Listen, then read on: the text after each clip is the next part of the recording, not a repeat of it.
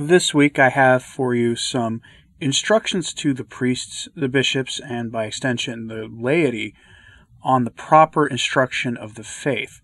And it is done in an almost passing remark in the context of sola fide, the error promoted by Luther, the error of faith alone, one of the five pillars or five solas of Luther and his coterie. If the point of the encyclical is that proper care must be taken to prevent error from being taught in the faith. It seems remarkable that this needed to be said, and is especially obviously needed today because right now we suffer in a time of ambiguity in the church. And in this encyclical, Benedict XIV explicitly calls out ambiguity. So I hope you find this helpful. Minimal Etsi, Papal Encyclical of Benedict XVI on the error of sola fide. Although we have no doubt that all those entrusted with the care of souls, and you above all, venerable brothers, elevated to the office of the apostolate and constituted by God in the prelate dignity, address your first concern to the Christian people, nourished in a healthy way with the rudiments of the faith and the pasture of the celestial doctrine. He is happily directed on the path of the precepts of the Lord. Behind you who carry the torch high, we cannot, however, refrain from inciting you with the exhortations of our authority and of our paternal love to promote with greater solicitude the so sacrosanct and salutary work of the Christian doctrine, eliminating the obstacles that oppose the health of souls. But since we turn to the people who know the law and exhort the shrewd bishops of the churches, who do not lack either the piety or the resources of the holy writings, we consider it superfluous to reiterate with multiple arguments that it is not enough to reach the heavenly happiness, believing in a confused and indistinct way the mysteries revealed by God and taught by the Catholic Church. This heavenly doctrine transmitted by God, and which is received with listening, must be received by the voice of a legitimate and faithful teacher in such a way that its basic truths are explained individually and are proposed to the faithful as truths to believe, some by necessity of means and others by necessity of precept. Even if we affirm that one is justified by means of faith, being this principle and foundation of salvation, in order to eventually reach the longed-for future city, it is equally clear that faith alone is not enough. It is necessary to know the way and to keep constantly on it, that is, the precepts of God and the Church, the virtues to cultivate and the vices to avoid with care. Since all this is contained in the first rudiments of the Catholic faith, or as they say, in the Christian doctrine, it is the specific task of the bishops that this is illustrated in all dioceses and in every place in a clear and methodical way, nor can they, without tacit blame of conscience, neglect it. On the contrary, they must devote all the care and diligence to this extremely necessary work. We do not think that this office is assigned to the bishop in such an exclusive way as to require his continuous presence in the teaching of the Christian doctrine, to personally interrogate the children and illustrate the mysteries of the faith we profess. We know well that the burden of apostolic service heavily affects the commitment of pastoral care.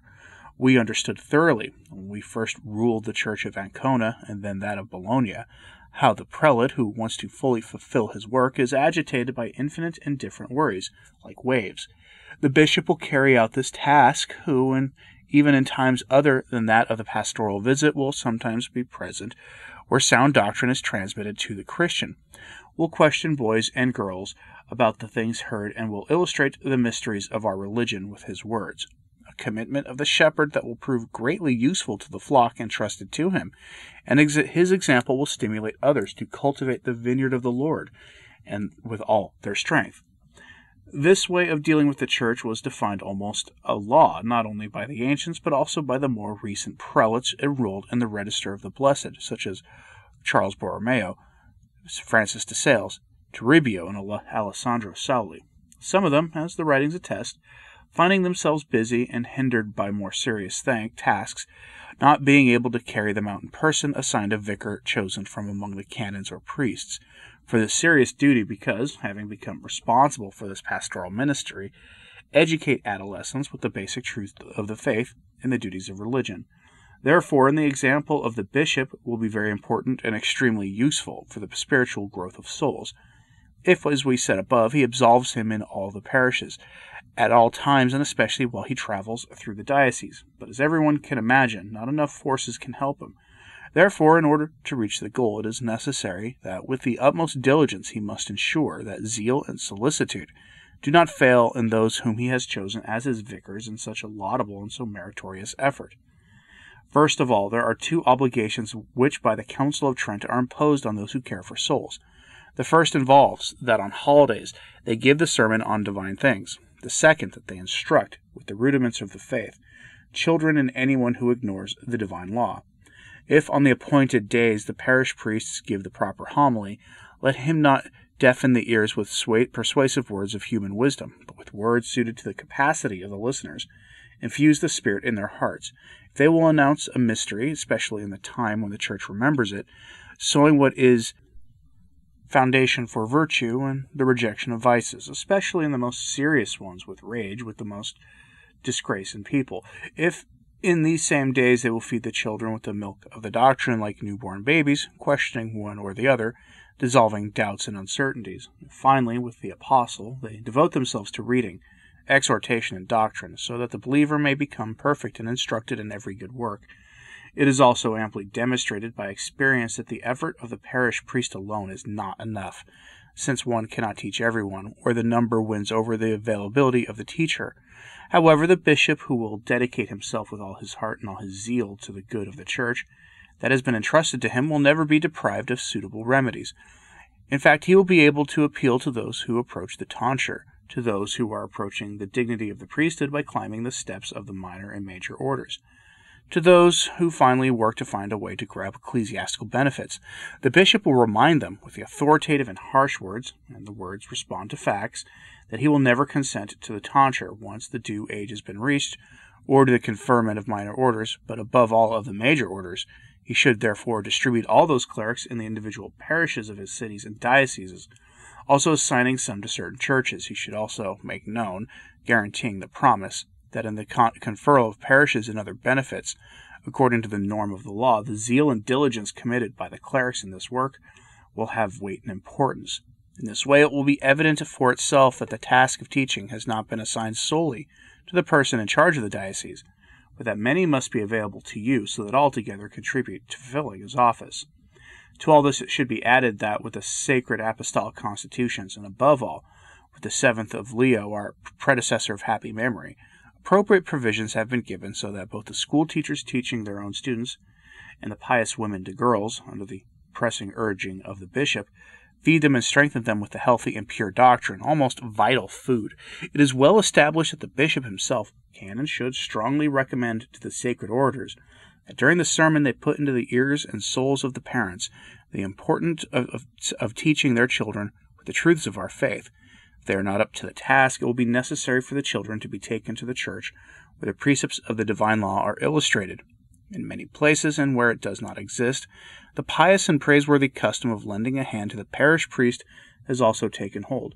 Some aimed at carrying out this task by lay people, both men and women, who, taking care to offer their service for Christian teaching, listen to children and girls who recite the Our Father, the Angelic Salutation, the Apostles' Creed, and all the other prayers from memory. In other places, congregations have been established with the aim of teaching Christian doctrine, whose institution is rightly filled with well-deserved praises by Pius V of holy memory, in his constitution which begins ex date, and urges them to spread with every care in all the dioceses. All these realities aimed at the same purpose, if they are carefully valued, will give everyone the conscious certainty that although the number of workers where the harvest is abundant and small, there will be those who will break bread for the children who implore it. It is also known that not only children and those who are more mature age lie in ignorance of divine things, but also men and the elderly themselves who are unaware of the salutary doctrine, because they never learned it, or had it. Learned in ancient times, forgetfulness gradually eased in. The provident diligence of the bishops will be able to make up for this evil, too, if their co-operators are determined to use the remedies prepared with care. Take the discourse back to those who are in early childhood. Many ask to be admitted to the Holy Eucharist and confirmation. Few, in truth, do not flaunt this determined will, as if it were an irresistible desire. The bishop should therefore warn the parish priests and order them vigorously not to admit to the sacrament of the Eucharist, not to hand over the so-called confirmation card to anyone who does not know the foundations of the faith and doctrine and the value and strength of the sacrament. In this way, it seems that early childhood can be well catered for. If, on the other hand, we speak of adolescence, since each one receives his own gift from God, it is well known from experience that some set out on the path of ecclesiastical life, others on that of secular life. We have already dealt with the former when we speak of those who wish to be admitted to holy orders. It seems that only one thing can be added. It would be opportune and of great usefulness that to those who present themselves for the examination, the prelate should ask, in the first place, the essence contained in the Christian science. In fact, experience, teacher of truth, has made it clear that some of them, although adorned with an elegant and pure Latin and abundantly educated in the multiplicity of sciences and good connoisseurs of everything related to the orders, when questioned about Christian doctrine, answered in an unsatisfactory and not at all relevant manner. If we then turn our attention to those who spend their lives in the world, it is evident that most of them are directed towards the nuptial sacrament. Truly, they cannot be joined in this sacrament if the parish priest, as is his duty, has discovered, by asking specific questions, that the man and woman ignore what is necessary for salvation. It is difficult for the bishop to leave room for such great and fatal ignorance. Remind shepherds of the souls to their task, and if they do not comply with it, punish their negligence. All men, of all ages and social conditions, usually cleanse the filth of the soul with the sacrament of penance.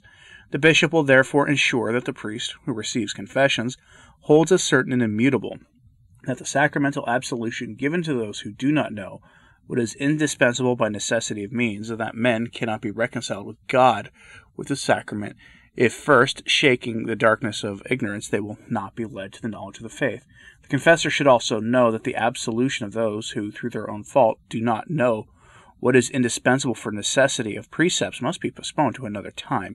In this case, the penitent can also be acquitted if he recognizes himself guilty of this insurpassable ignorance. He asks God for forgiveness and sincerely promises the confessor to work hard to learn, with God's help, even what is necessary by necessity of precept.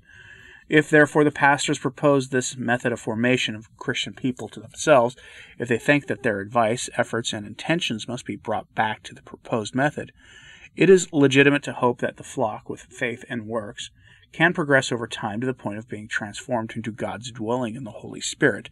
But since it is a matter of supreme importance, and no other has been instituted more usefully for the glory of God and the salvation of souls, no one should be surprised if so many obstacles are continually interposed. Sometimes small and humble churches are located in the countryside, some close, others very far from the parish church, where, on holidays, the fathers of families with their children go to listen to the priest as he celebrates the sacred mysteries. This means that they are almost never present in their parish, and cannot hear any words about the mysteries of the faith, the precepts, and the sacraments. The bishop must provide for this evil with all the weight of his authority.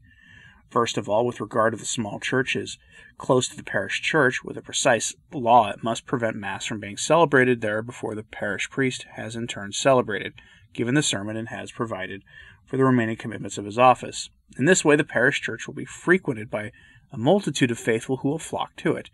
As for the small churches located far from the parish church, it is very difficult, due to the distance of the places, that the parishioners, discarding the nearest church, can face a long and harsh path, especially during the winter, when rivers overflow, to reach the parish church and attend their divine offices here.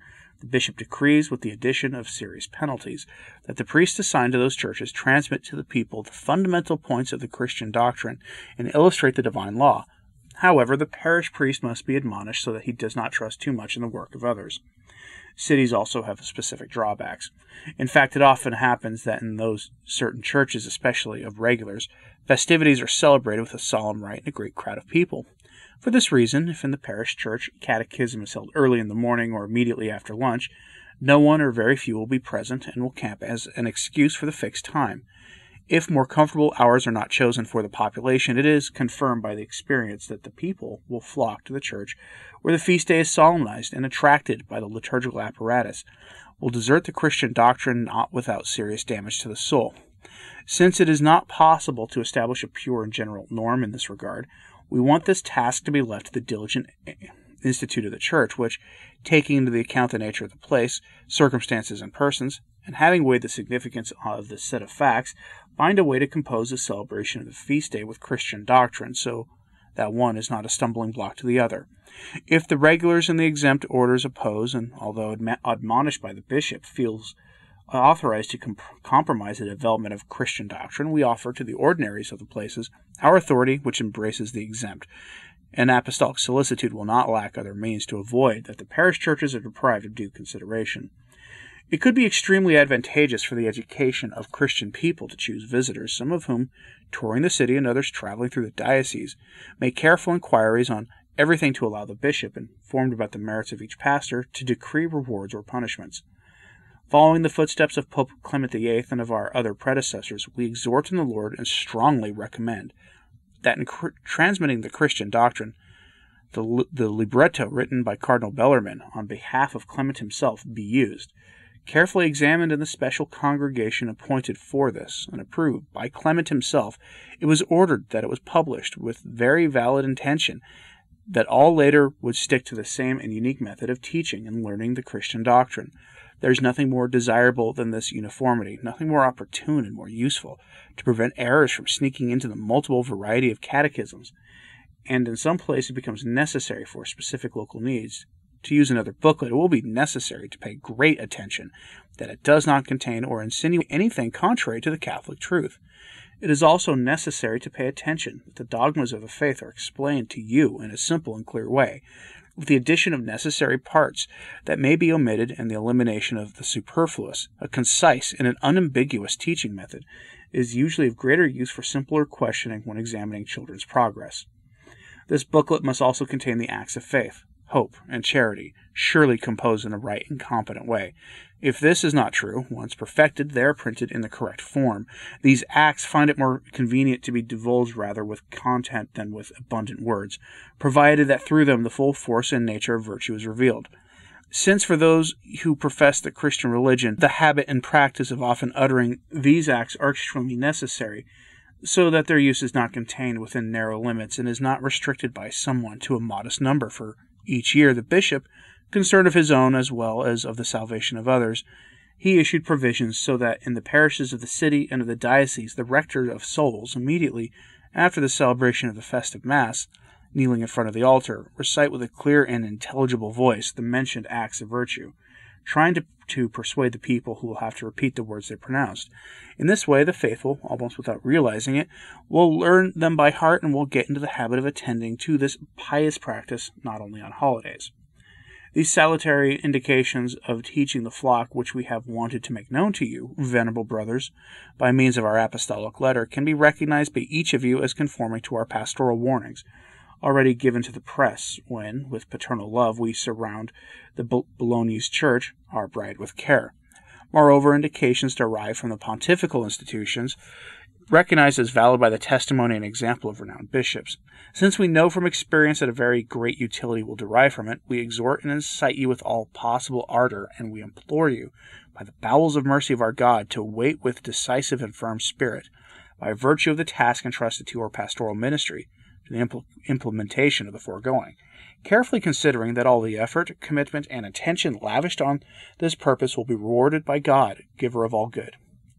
We cordially impart the apostolic blessing to you. Given in Rome at St. Mary Major on the 7th of February, 1742, in the second year of our pontificate, Pope Benedict XIV.